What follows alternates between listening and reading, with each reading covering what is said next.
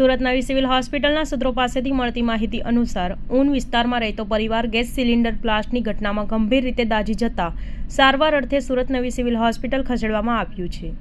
સુબોધ પ્રસાદ ઊન વિસ્તારમાં પોતાની પત્ની અને 20 વર્ષના માસૂમ બાળક જોડે રહે છે. ગતરોજ સુબોધ પ્રસાદ પોતાના કામે ગયા હતા. તે દરમિયાન તેમની પત્ની ગુડિયા પ્રસાદ, બાળક સુમિત અને સાળો નિરંજ કુમાર ઘરે હાજર હતા. પત્ની ગુડિયા કુમારી ગેસ પર રસોઈ બનાવી રહી હતી. જે વેળાએ અચાનક જ ગેસ લીકેજ થતાં આગ ફાટી નીકળતા દોડધામ મચી ગઈ હતી. ગેસ લીકેજના કારણે આગ ફાટી નીકળતા ગેસ સિલિન્ડર બ્લાસ્ટ થયો હતો. જે ઘટનામાં પત્ની ગુડિયા કુમારી, બાળક સુમિત અને સાળો નિરંજ કુમાર ગંભીર રીતે દાઝી જતા સ્થાનિક લોકોએ મદદે દોડી આવ્યા હતા અને ઘટનાની જાણ 108ને કરવામાં આવી હતી.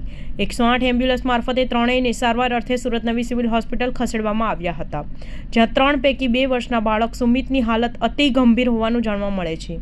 હાલ તો ત્રણેયને સારવાર અર્થે હોસ્પિટલના બર્નર્સ વિભાગમાં ખસેડવામાં આવ્યા છે, જ્યાં તેઓની વધુ સારવાર હાલ ચાલી રહી છે. ઘટના અંગે પોલીસ દ્વારા અકસ્માત નોંધીને આગળની તપાસ હાથ ધરી છે.